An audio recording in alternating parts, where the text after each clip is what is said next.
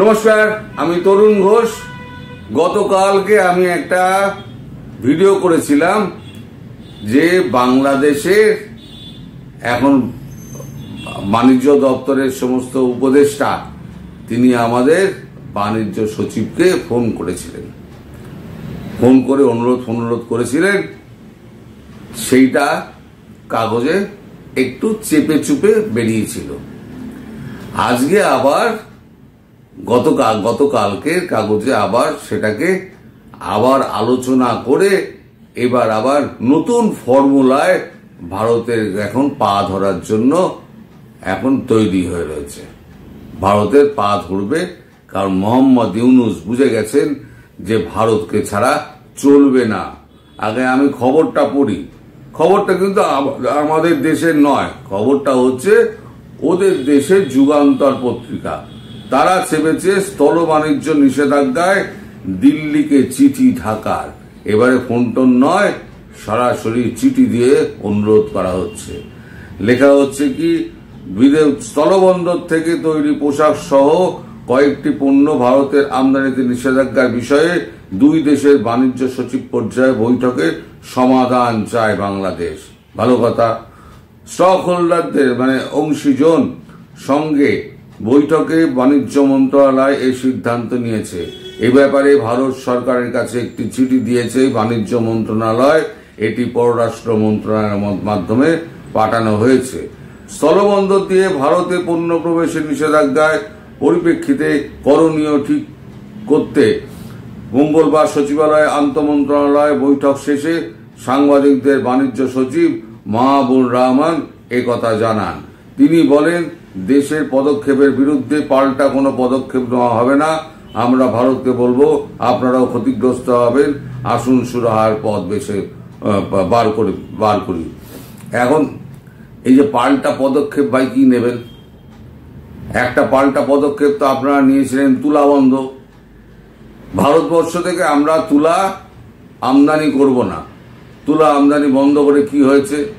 আপনার তো দেশের যে কটা শিল্প বেঁচে আছে, বস্ত্র শিল্প, সে কটাও তো লাটে ওঠার জোগাড়। পুরো তুলোটাই তো ভারতবর্ষ থেকে যেত। কি যেত ভারতবর্ষ, কি সুবিধা দিত, এখন তো বুঝতে পারছেন। তখন তো বলতেন শেখ হাসিনা বাংলাদেশকে বিক্রি করে দিয়েছে। এখন ধীরে ধীরে প্রকাশ পাচ্ছে যে শেখ হাসিনা বাংলাদেশকে দাঁড় করানোর জন্য ভারতের কাছে অনেক রকম সাহায্য আদায় করে নিয়েছিলেন, তবেই বাংলাদেশ ওই জায়গায় পৌঁছেছিল। কারণ ভারতবর্ষের পোশাক শিল্প ভারতবর্ষ কিন্তু পিছিয়ে রেখে দিয়েছিল। সে ঠিক আছে, আমার পাশের বাংলাদেশ সেই যদি উন্নত হতে পারে, তার যদি শক্তিশালী অর্থনীতি হয়, তাহলে পরে আমাদের পক্ষে ভালো। তাই আমরা পোশাক শিল্প নিয়ে আমরা অত মাথা কামাইনি, পুরোটাই ভারতের উপরে বাংলাদেশের উপরে ছেড়ে দিয়েছিলাম। আমাদের এখানে ট্রান্সশিপমেন্টের সুবিধা দেওয়া হয়েছিল, সেখানে একটা বিরাট অর্থ বাঁচানো হতো। তারপরে নানান রকম আরো পণ্য সাপ্লাই, তারপরে জলবন্টন নিয়ে সমস্ত চুক্তিগুলো হয়েছিল।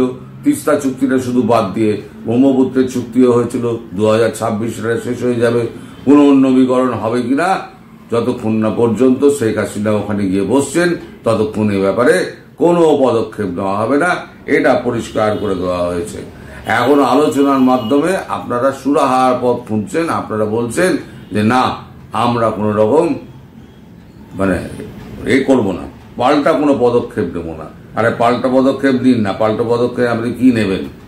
নিন পাল্টা পদক্ষেপ। আপনার কাছ থেকে ভারত কি নেয়? কি নেয় ভারতবর্ষ? এই যে আপনারা বলে বেড়াতেন না 26 লক্ষ আপনার ভারতীয় ওখানে কাজ করছে, প্রমাণ করতে পেরেছেন? 26 লক্ষ 260টা আপনারা পাঠাতে পারেননি। আর আমরা এখান থেকে শুধু হাজারে হাজারে ধরছি, আর বাংলাদেশি এখন পুশব্যাক হচ্ছে। তাতেও আপনাদের খুব আপত্তি। তোমার দেশের লোক আমার এখানে এসে ভোট দিয়ে যাবে, আর আমার এখানে বদমাইশি করবে, আর আমরা এখানে মেনে নেব। এখন ধরা হচ্ছে, পটাপট ধরে একেবারে সোজা পুশব্যাক করা হচ্ছে। এখন বুঝুন কোন এতে কত ধানে কত চাল। একটা অনুষ্ঠানে আমায় জিজ্ঞেস করা হয়েছিল যে আপনাদের দেশে কত বাংলাদেশি রয়েছে। আমি বলেছিলাম মোটামুটি 2 কোটি। তিনি বললেন 2 কোটি? আমি বললাম হ্যাঁ 2 কোটি রয়েছে। এখন হিসেব করে দেখা যাচ্ছে যে 4 কোটি বাংলাদেশি রয়েছে, যা হিসেব আসছে। এই 4 কোটি তো একদিনে তো যাবে না, এই ধীরে ধীরে ধীরে ধীরে বছর খানেকে লেগে যাবে পুশিন করতে। এদের সমস্ত পুশিন করে বাংলাদেশে ঢুকিয়ে দেওয়া হবে, আর সমস্ত বর্ডার গুলো বন্ধ করে দেওয়া হবে। ফিরে আসি আবার এই খবরটায়। বাণিজ্য সচিব আরো বলেন, আজ আমরা এই বিষয়ে সংশ্লিষ্ট স্টক হোল্ডার্সের সঙ্গে বসেছি, তাদের মতামত নেওয়া হয়েছে। পরিস্থিতি যাতে আর অবনতি না হয় সেজন্য প্রচেষ্টা থাকবে।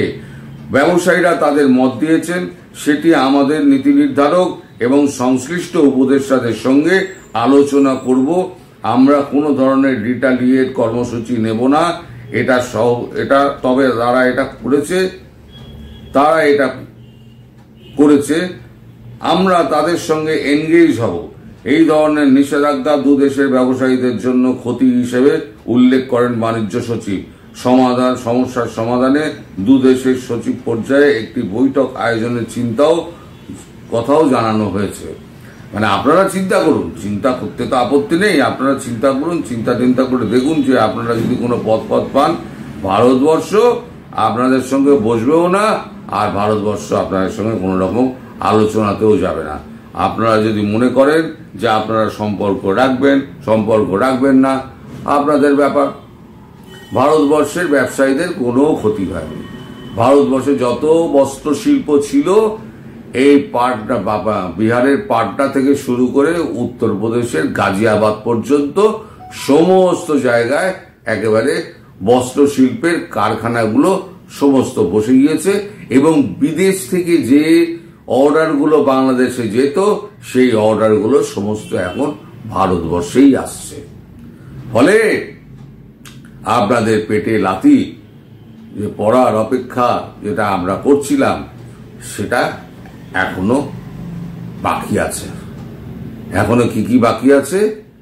আপনার জলপ্রবাহ বন্ধ হবে, তিস্তা তখন শুকনো হবে, ব্রহ্মপুত্রের জল 26 অবধি থাকবে।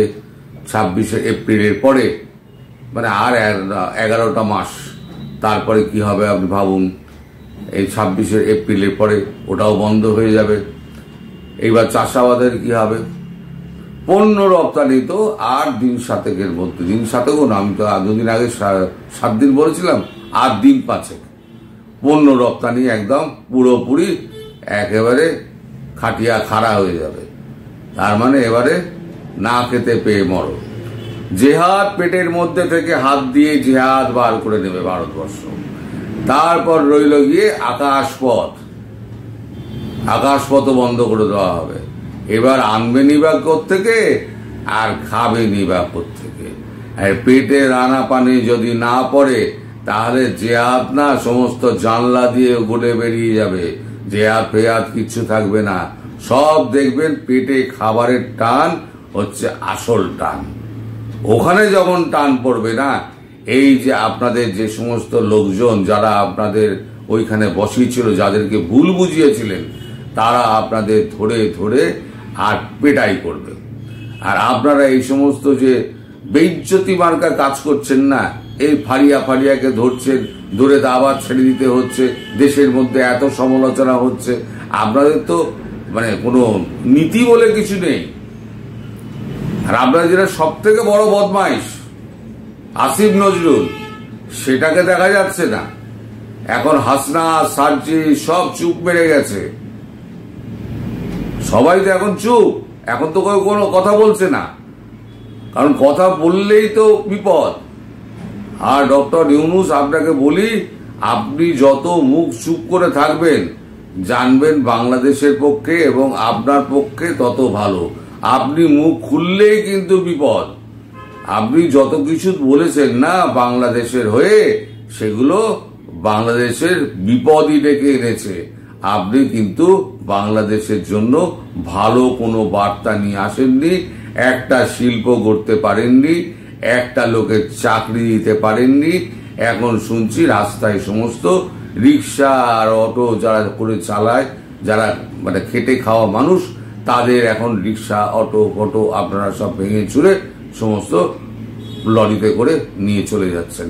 মানে মানুষের রোজগারের কোনো জায়গা আপনারা রাখবেন না, ঠিক করে নিয়েছেন। আপনাকে ডিপ স্টেট যেটা বসিয়েছিল যে হ্যাঁ একটা দেশের সর্বনাশ করে দাও, আপনি সেই পথেই ঠিক যাচ্ছেন। কিন্তু ওই যে বলেছি গতকালকে, নরকের দরজা আপনি খুলে দিয়েছেন। সেই নরকের দরজায় প্রথম আপনাকে প্রবেশ করতে হবে এবং সেটা ভারতবর্ষ করবে। তার জন্য আপনি অপেক্ষা করে থাকুন। আপনারাও অপেক্ষা করুন বাংলাদেশের মানুষ, আপনাদের এই কষ্টের একদিন নিশ্চয়ই শেষ হবে, কারণ ভারতবর্ষ বেশি দিন এটা অপেক্ষা করবে না। অজিত দোভাল তিনি বিদেশ গেছেন, বিভিন্ন জায়গায় ঘোরাঘুরি করছেন, করে তিনি সমস্ত দেশের সমর্থন আদায় করছেন এবং আরাকান করিডোর ইস্যুতে আমাদের ভারত, রাশিয়া এদের দুজনের মনোভাব জানার চেষ্টা করা হচ্ছে, দিয়ে একটা প্ল্যান প্রোগ্রাম করে নিয়ে চীনের সঙ্গে আমাদের গন্ডগোল আমরা পরে বুঝে নেব, কি গন্ডগোল হবে না হবে আমরা পরে বুঝে নেব, কিন্তু আগে বাইরের শত্রুকে শেষ করো। আমেরিকান বেস এখানে গড়তে দেওয়া হবে না। এই তিনটে বৃহৎ শক্তি তাকে কখনোই অ্যালাও করবে না। ফলে আপনাদের দেশে একটা যুদ্ধ পরিস্থিতি এই ইউনূস ডেকে আনছেন। আজকে আমি ভিডিওটা এই কারণে তাড়াতাড়ি করছি, আপনাদের সেনাপ্রধানের আজকে বৈঠক আছে, সেখানে কি হবে না হবে আমি হয়তো দিতে পারবো না, এই কারণে, কারণ লন্ডন থেকে নিজুম মজুমদার কলকাতায় এসছেন। আজকে তার সঙ্গে আমার 4টের সময় দেখা করার কথা কলকাতা প্রেস ক্লাবে। তাই আমি আগে ভাগে এই ভিডিওটা করে দিলাম, করে আমি সময় মতো ছেড়ে দেবো। এখন সেনাপ্রধানের সঙ্গে কি কথাবার্তা হবে, সেনাপ্রধান কি বলবেন না বলবেন, সেটা আপনারা সবাই তো নিজস্ব এতে চ্যানেলে দেখে নিতে পারবেন, আপনারা নিজস্ব মিডিয়ায় দেখে নিতে পারবেন, সোশ্যাল মিডিয়ায় দেখে নিতে পারবেন। যদি সেরকম কিছু বার্তা থাকে আমি আগামীকাল নিশ্চয়ই সেটা নিয়ে কথা বলবো। সবাই ভালো থাকবেন, সুস্থ থাকবেন এবং সাবধানে থাকবেন। নমস্কার।